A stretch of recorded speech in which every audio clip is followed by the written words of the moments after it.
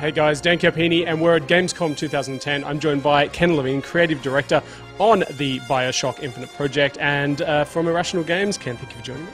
Good to be here. Can you give us a really quick overview? You've just revealed Infinite.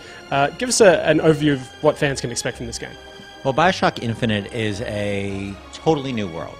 We've moved away from Rapture. I think what we're trying to demonstrate here is, and I think we surprise people to some degree, is that Bioshock to us was never just about Rapture, that it was about, being in an amazing place that's surprising you and is fantastical, but also feels strangely grounded, in a place that people could have actually lived.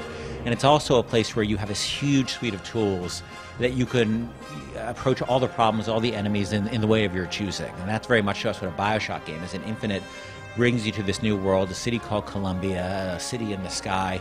And you get thrown into this mix, playing a character named Booker DeWitt, and your job is to bring this girl Elizabeth out of the city, and you just get caught up in this incredibly complex and dangerous situation.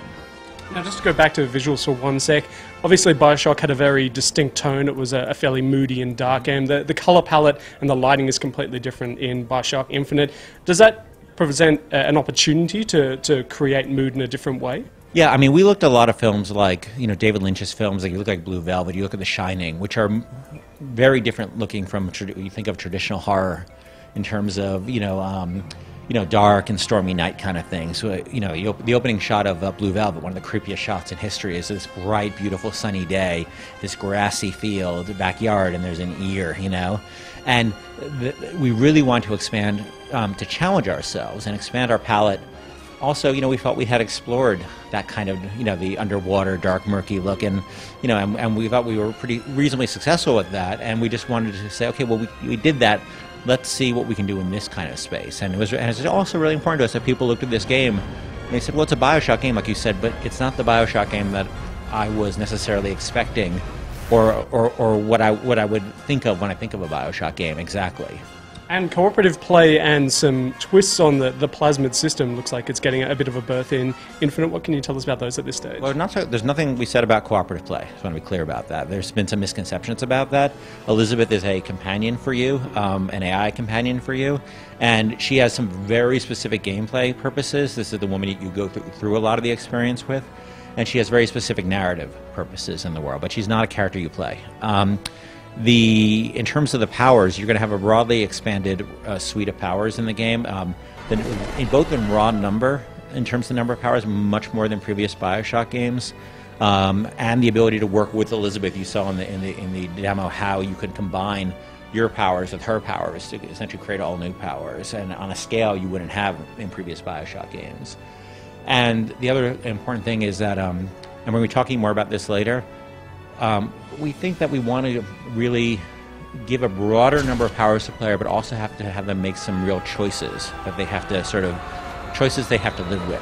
Now, steampunk obviously plays a huge role in the game. What sort of visual influences have you drawn on for this project? Well, we got the people called Bioshock 1 steampunk too, and the reason I think we don't think of it as that is because we don't look at any source material, we don't look at fictional source material. We always look at real architecture. We always look at real history. You probably heard the presentation. There's a real, we always say that Bioshock is not set in history games, but Bioshock games are not set in history, but they're set in the context of history. Bioshock 1 was very much like that. And this game is also set in the context. It's a context of history. It's a certain historical period. There's certain aesthetic elements. There's certain architectural elements you see that come from that period and from previous periods. The sort of feel we wanted in this was, the most important feel was, what do people, especially in America, or people even looking at America, think of when they think of, July 4th, 1900. That's the feeling we wanted. That 4th of July, which is, our Independence Day. That sunny, sun-bleached, saturated, the flags waving, the hummingbirds going around the trees, the bees buzzing. That's the feel we want to get across. This idealized memory people have of a certain time. And lastly, xenophobia seemed to be one of those themes that recurred a little bit during our demo. What role will that play in story? Well, I think that we always try to make the worlds of these games take place in to be worlds of ideas. And there are ideas you maybe like and ideas maybe you don't like. Maybe with Andrew Ryan that was the case. Even games we made back, like if you look at Shodan and System Shock 2, she had very strong ideas, and the many had very strong ideas. Because I think a world of ideas is, we just think it's more interesting than just in a world of these are the good guys, these are the bad guys. We try to let you decide, and sometimes neither side is particularly good or particularly fully evil. And I just thought, that was a very present feeling at the time of this game took place. It was a time where America was becoming what people think of as a modern America. It wasn't quite there yet. And America was figuring out its role in the world, and that started to get quite complex in terms of how they viewed other people in the world. And I think America was coming to grips with, American, what it is to be, an American national feeling. And I think you often see those things go hand in hand. Now, that's obviously a very quick look at Bioshock Infinite. It's coming out soon. Can you give us an indication of platforms and when people will be able to play this one? It's not coming out soon. It's 2012. And the reason is because it's a big game, and we have a lot of work left to do. It's an entirely new engine. You're not going to see an ounce of content that you've seen in previous Bioshock games, and that's it's not really what people think of when they think of a sequel. Usually they think of 5 new monsters, 5 new weapons, go. That's not what this game is.